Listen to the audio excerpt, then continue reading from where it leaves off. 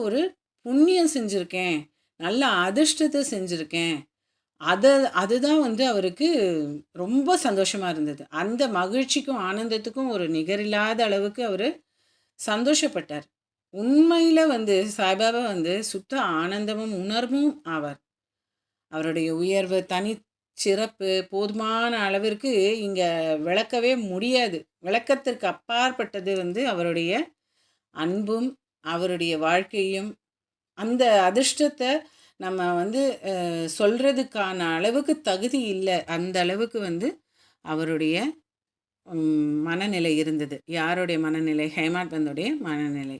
அவருடைய பாதார விந்தங்கள்ல போய் சரணாகதி அடைஞ்சு, அந்த ஆனந்தத்த, சந்தோஷத்த அனுபவிக்கிறவனுடைய அந்த ஆத்மாவிலேயே அத பொறிச்சிருக்காங்க. அந்த